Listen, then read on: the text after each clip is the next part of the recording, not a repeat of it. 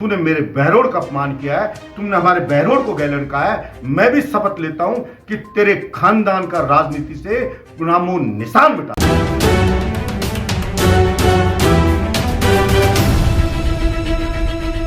नमस्कार, मैं अशोक भाटी। आप देख रहे हैं इंडिया एक्सप्रेस न्यूज। आइए डालते हैं आज की मुख्य खबर पर नजर। देखिए, कई बार और अभी कुछ दिन पहले ही अपने घर से जसवंत वीडियो जारी करता है और उसने बहरोड के लोगों का अपमान किया। वैसे तो हमेशा से लोगों का अपमान करता रहा है, ये उसकी आदत है। लेकिन जो जिला बना हमारा बहरोड, कोटपुतली बहरोड जो नाम दिया गया, उसने कहा बहरोड गैलड़ है, यानी बहरोड का नाम कोटपुतली और बहरोड आता है, बाद में तो उसको गैलड़ बोला। तो सबसे पहले तो मैं आपके माध्यम से उस जसवंत को कहना चाहता हूं कि गैलड़ तो जसवंत तू आया है बहरोड में। कहां का रहने वाला यहाँ गैलड़ आया और यहाँ के बच्चों का तूने हक मारा और यहीं के जनता का अपमान किया। दूसरी बात, तू खुद भी मंदबुद्धि है और तेरा बेटा भी मंदबुद्धि है। तू बाद में नाम लगने को गैलड़ की संज्ञा दे रहा है। हमारे इस हिंदू धर्म में लो, किसी भी और धर्म में लो, पूरी देश दुनिया में लो, कोई भी व्यक्ति का परिचय दिया जाता है, जैसे रमेश पुत्र गणेश, बाप का नाम बाद में जोड़ा जाता है। किसी की भी कोई आइडेंटिटी हो कि वो किसका अंश है और क्या उसका वंश है, तो वो बाद में नाम के जोड़ा जाता है। जैसे फला व्यक्ति यादव, फला शर्मा, फला जाट, फलाना राजपूत, खाती या कोई भी मेघवाल, कोई भी नाम होगा, गुप्ता, अग्रवाल, ये उसके नाम के बाद जोड़ा जाता है। यानी कि उसकी पहचान जो होती है या बाप का नाम होता है वो बाद में जोड़ा जाता है। तेरा बेटा भी नाम लिखता है जसवंत, तो वो लिखता है मोहित जसवंत। तो तू उसका गैलड़ बाप है क्या, जो तेरा नाम बाद में लिख रहा है? तो पहले तो तुझे गैलड़ की परिभाषा इसलिए नहीं पता कि तू खुद ही गैलड़ आया है और तू दूसरों को गैलड़ बता रहा है। इस पे मेरी गहरी आपत्ति है। मैं निंदा करता हूं, भर्त्सना करता हूं इस चीज की, और इस चीज का जवाब जनता तुझे चुनाव में देगी कि तूने बहरोड के लोगों को गैलड़ कहा। दूसरी बात, जसवंत को कितनी जबान वो बदल रहा है। पहले आप ही के पास प्रेस कॉन्फ्रेंस में उसने बोला कि बहरोड जो बस स्टैंड हमने बनवा दिया था, उसने एक भी कोई काम बहरोड में नहीं करवाया है। जो हमने करवाए उन्हीं में से कुछ को रिपीट करवा दिया। जैसे बहरोड को पिछले बजट में कहा बस स्टैंड बनाएंगे, वो तो उससे पहले ही घोषणा हो गई थी।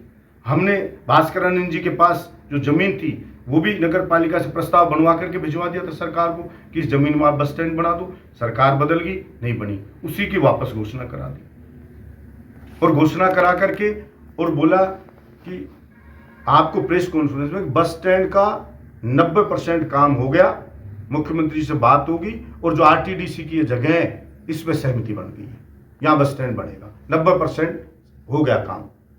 फिर उसके बाद के अंदर विधानसभा में खुद प्रश्न लगाता है, तो मिडवे के लिए कहता है, आरटीडीसी के लिए, कि इसको आप लीज पे दे दो किसी विभाग को। फिर उसके बाद मंत्री प्रश्न लगता है, तो मंत्री कहता है जमीन कम है, उपलब्धता नहीं, इसलिए बस स्टैंड नहीं बनाया गया, जो हमने 25 में घोषणा की थी, 24-25 में, तो वो नहीं बनाया गया 24 में करी हुई भी। यानी मंत्री बना कर रहा है, खुद जबान बदल रहा है। अब पहले कह रहा है 90% आरटीडीसी के मीडियम खुल गया, फिर दोबारा खुद ही कह रहा है आरटीडीसी को लीज पे दे दो, खुद ही की जबान से, और खुद ही फिर मंत्री कह रहा है, जो पूछ रहा है कि बस स्टैंड के लिए अभी जमीन हुई नहीं है इसलिए खुला नहीं है। इसलिए बार बार जो आदमी जबान बदले, सबसे खराब व्यक्ति उसको कहा जाता है जो खुद के स्टेटमेंट को ही खुद काटे, यानी खुद की बात को ही खुद काटे। उसको हमारे समाज में आप सब भी जानते हैं, उसको क्या कहते हैं? उसको दोगला कहते हैं। और वो दोगला जसवंत निकला है, जो हर बात में मैं आपको वीडियो चला के बताता हूं कि उसने क्या बोला। आप खुद ही तय कर लें उसकी जबान से कि वो क्या बोल रहा है। एक मिनट आपको मैं ये इसका वीडियो चला के बताता हूं।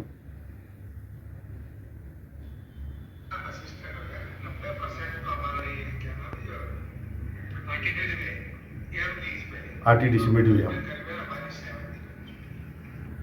हमारी सहमति बनी। दूसरा देखिए, दूसरा बोले जवान दूसरी इस प्रॉपर्टी को बचाने के लिए या तो इसको कहीं लीज पे दे दे आप। फिर बोलेगा तीसरी मंत्री बोलेगा जो बहरोड में राजस्थान राज्य पथ परिवहन निगम स्वामित्व की कोई भूमि उपलब्ध नहीं होने तथा बस स्टैंड हेतु उपयुक्त स्थान पर निःशुल्क भूमि का आवंटन नहीं होने के कारण स्टैंड का निर्माण नहीं करवाया जा सका। ये तो बस स्टैंड के बोल दिया। ऐसे ही सत्र न्यायालय के लिए बोल रहा है, जिला न्यायालय के लिए। जिस दिन बजट आया तो वो कह रहा है कि बहरोड में जिला न्यायालय एवं सेशन कोर्ट खुल गया है, खूब मिला बहरोड को, बोल रहा है। फिर दोबारा से कह रहा है, वहां पे प्रश्न लगाता है कि साहब मंत्री कह रहा है कि यहाँ नहीं खुला है। प्रभारी मंत्री कोटपुतली में आता है कि भाई वो तो कोटपुतली के अंदर ही खुलेगा, और वो जनता को गुमराह कर रहा है कि साहब मैंने खोल दिया है। अब ये भी आप उसकी जबान देख लो। नहीं आगे मत बोलो। अरे यार सिविल न्यायाधीश एवं अतिरिक्त मुख्य न्यायिक मजिस्ट्रेट मिला।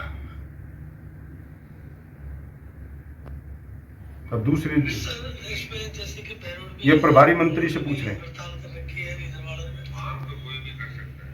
वो कह रहा है कोई भी कर सकता है, बहरोड ने हड़ताल कर रखी है, जिला सत्र में कोई भी कर सकता है। फिर सुनिए विधानसभा में प्रश्न लगाया, जो क्या कह रहा है मंत्री, कानून मंत्री। जी नहीं, वो कह रहा है बहरोड में जिला खुलेगा क्या? जी नहीं। सत्र न्यायालय की स्थापना हेतु माननीय राजस्थान उच्च न्यायालय द्वारा अनुशंसा नहीं की गई है तथा न ही उक्त प्रकरण माननीय राजस्थान उच्च न्यायालय की माननीय कमेटी के समक्ष विचारार्थ लंबित है।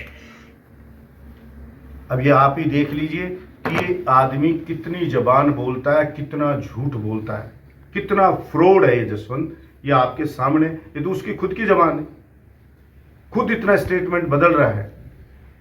और फिर वकील मिलने जाओ, कोई भी मिलने जाओ, एक ही बात कहता है वो, एक ही बात कि मेरे बेटे मोहित का ध्यान रखो, मेरे मोहित बेटे को जमाओ।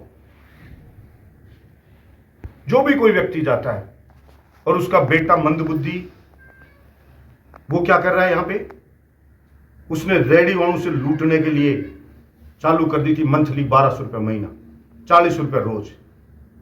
वो लड़ करके हमने बंद करवाई। जिला अस्पताल यहां के लोगों ने लड़ के संघर्ष करके बनाया,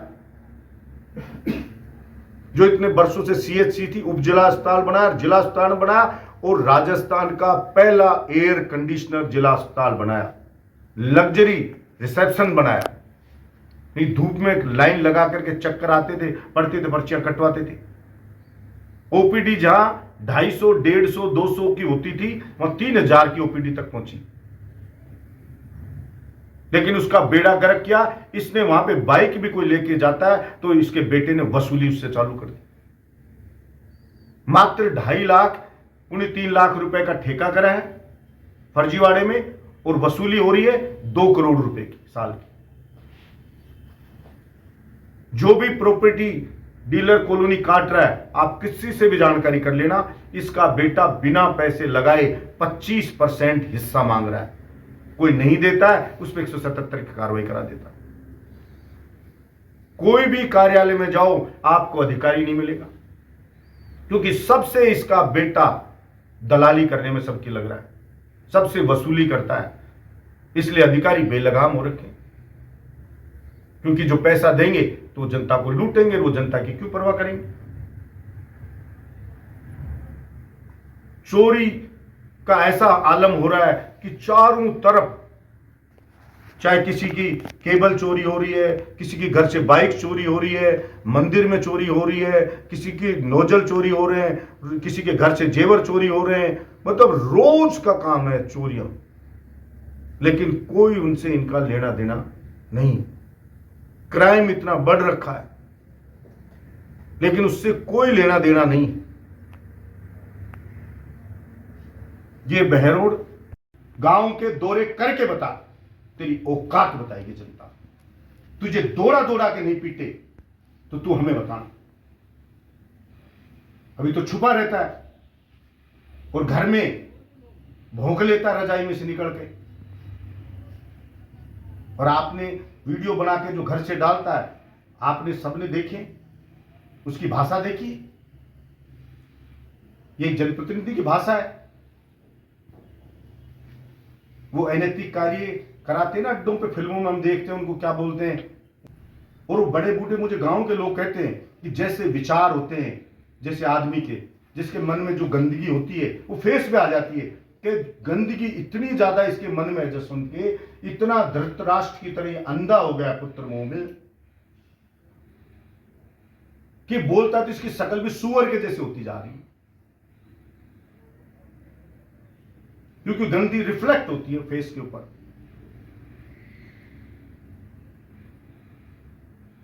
धृतराष्ट्र ने भी खूब कोशिश करी थी, दुर्योधन को सक्सेस कर दूंगा, बना दूंगा राजा, लेकिन बना पाया क्या? खुद भी खत्म हुआ, खुद का खानदान भी खत्म हुआ। तूने जसवंत सिर्फ षड्यंत्र करे 1.25 साल में और कुछ नहीं करे, और जनता को लूटा, जनता को बेइज्जत किया। जो काम की कहता उसके बटके बढ़ता है। और जसवंत तेरे को कौन वोट दे रहा था? ये बेचारे बीजेपी के कार्यकर्ता थे, उन्होंने हाथ पांव जोड़े तो वोट मिले, मोदी जी के नाम पे वोट मिले, बीजेपी के जो कोर वोट है वो मिला।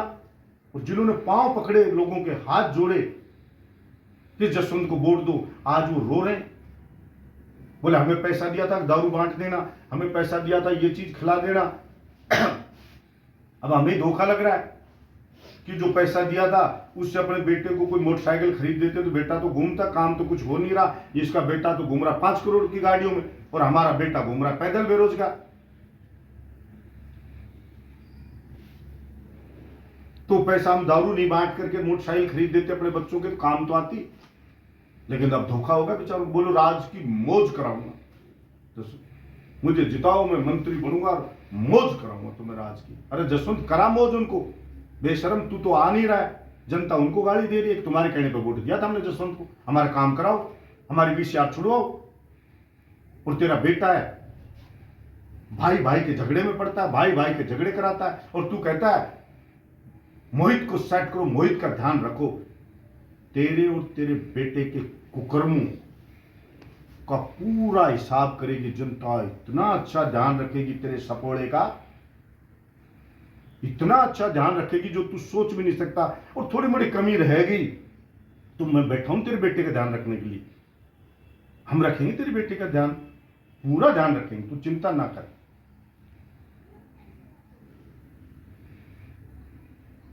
तेरे और तेरे बेटे के पापों का पूरा हिसाब होगा, समय पे जनता करेगी। लेकिन वो हर चीज का समय निश्चित होता है।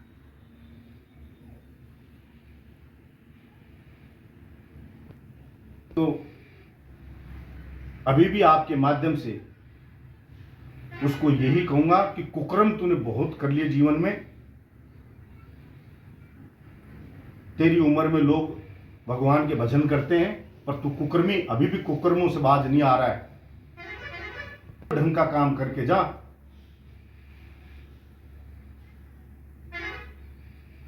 वेट करो। अरे तेरे बेटे रिजेक्ट कर दिया पार्टी ने, नहीं दिया टिकट, अब जनता कहां सेट करे कि इसको जमाओ।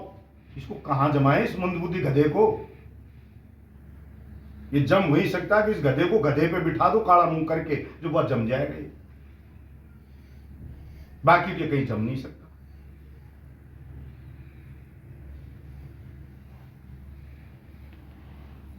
इसको सद्बुद्धि आएगी और इस झूठ फरेब इनसे बाज आएगा और जनता का कुछ काम करेगा। सप्लीमेंट्री बजट भी आ लिया, और मैं कहता हूं डीजे कोटी क्यों, आगे कार्यालय चाहिए।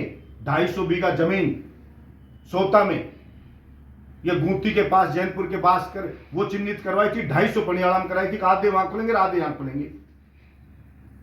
टेम्परेरी, अरे टेम्परेरी सारे ऑफिस पुराने जिले में थे, हमारे अलवर थे, अब ऑफिस आ रहे तो रो क्यों रहा है? ला, अब कहता 3 MLA, जब तो 2 मंत्री थे और 3 MLA जब भी थे, मैं तो निर्दलीय था। तेरी तो पार्टी की सरकार, यहां भी केंद्र में भी बहरोड के लोग लड़के जिला लेकर के आए। ये तो बानसूर वाले भी चाह रहे थे कोटपुतली बानसूर जिला बन जाए, विराटनगर वाले भी धरना दे रहे थे कि कोटपुतली विराटनगर जिला बन जाए, शाहपुरा वाले भी कह रहे थे कोटपुतली शाहपुरा जिला बन जाए, लेकिन जिला बना कोटपुतली बहरोड। तो लाओ फिर रो क्यों रहा है? हर चीज है। पहले वाले एमएलए ने कहा जब बताओ इनके दिवाली अपन देखो, जब आचार संहिता लग गई उसके बाद हाई कोर्ट ने कोई अनुशंसा की कोटपुतली जिले की, इस सरकार ने कमेटी बनाई कि वो जिलों का पुनर्गठन करेगी, जिसमें 9 जिले तो खत्म ही कर दिए। यहां खैरतल जिले के लिए भी कमेटी ने कहा था इसको खत्म करो, भूपेंद्र जी ने उसको रुकवा दिया। हाई कोर्ट ने करी, एक लेटर लिखा, डिसीजन सरकार करती है कि उसको कहां खोलना है, डीजे कोर्ट सेशन न्यायालय कहां खोलना है। इसी सरकार ने यह कर दिया कि कोटपुतली में खोलना है।